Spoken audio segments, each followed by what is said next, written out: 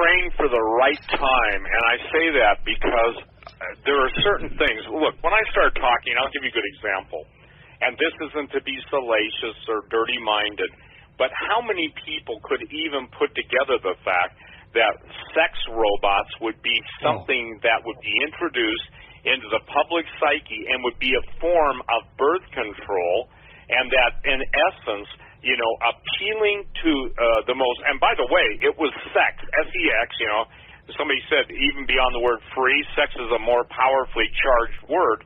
It was sex that caused 200 angels to come to Mount Hermon and to basically rape women, and that's what they did. They didn't come down for a good time, let's say a coffee, they didn't do Angel Book and take a look at all the Earth daughters that were posting pictures of themselves on selfies. They basically raped the women, producing the giants. And by the way, Mount Hermon is where the United Nations observation post is.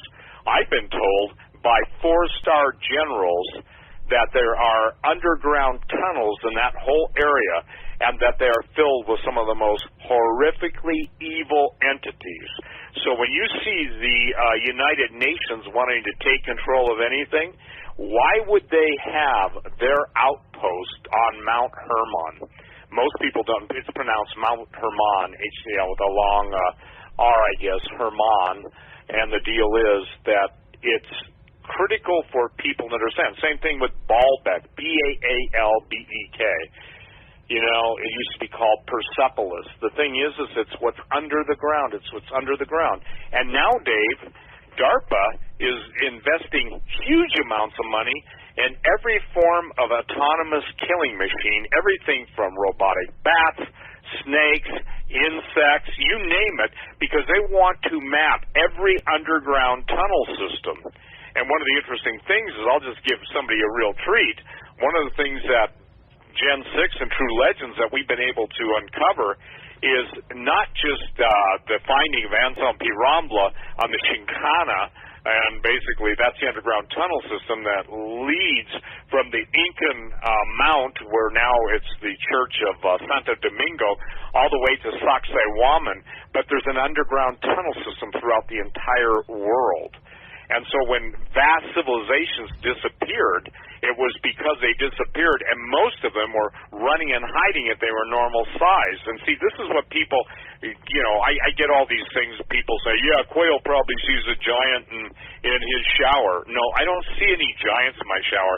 But you, those especially of you who are mockers and scoffers, believe me, if the Lord grants you the life to eat the folly of your ridicule, then you are going to see things that are absolutely mind-boggling. Dave, I've interviewed people who have been professional assassins. They're dead now. I've interviewed people that were so high up in the different agencies talking about the underground tunnels and the underground labs and the creation of animal-human hybrids and all that stuff. By the way, my new video, that's really important. It's out. You can get it on my website about the Egyptian cover-up, or the Egyptians of the Grand Canyon, the Pacific Rim, the Great Smithsonian cover-up. For the first time in history, Dave, we have an eyewitness that was showing these different Egyptian artifacts taken from the Grand Canyon, along with mummies and the extraction of DNA going on in a secret, if you will, warehouse that the Smithsonian owns. By the way, they own multiple warehouses. They're 100 yards long, 4 stories deep, and off of each, if you will, horizontal tunnel, there are multiple, almost like satellite tunnels with literally millions of artifacts.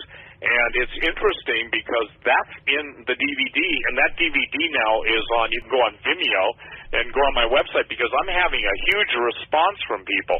In other words, why would the Smithsonian deny almost 120 years worth of eyewitness reports, newspaper reports, telling them and them being on record, the Smithsonian being today, that there were giant skeletons found in the Grand Canyon. Some of the skeletons were 21 feet, and I think, I don't know if I told you this, but in 1877 they had a 21-foot giant that absolutely sounds like something out of the movie The Time Tunnel, The Time Machine. The Morlocks But this was seen by 300 people in 1877, I think, in Montgomery, Alabama. And that's all on the Forbidden History Revealed. That's the name of this series, The Egyptian Presence in the Americas and the Pacific Rim, the Great Smithsonian Cover-Up. And this is all being hidden. So it's forbidden history, and you can, click here to order Vimeo video. You can, watch it. You can stream it as many times as you want.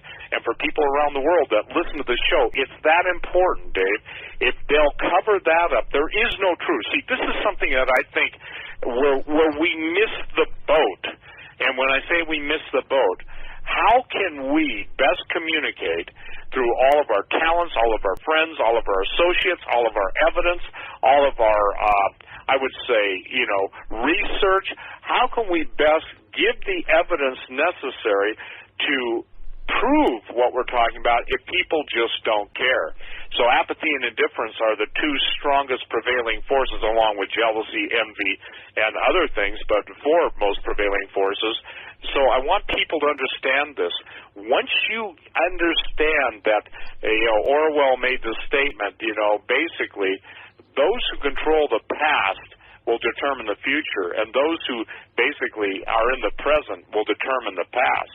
So if you're in a secret society and you have all the real history, meanwhile you've deceived everybody else on the planet, then at the appropriate time, then you bring forth the hidden history, but you put your spin on it. And that is known as the Hegelian dialectic, or I will call it when the Smithsonian's forced to tell the truth. I have heard this in a different way, but you are so on the money. And let me just share this with you.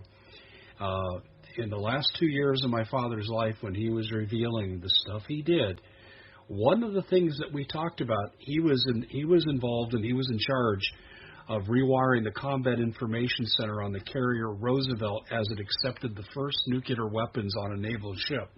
And this was a highly classified operations. He went straight from that, straight to working with German scientists.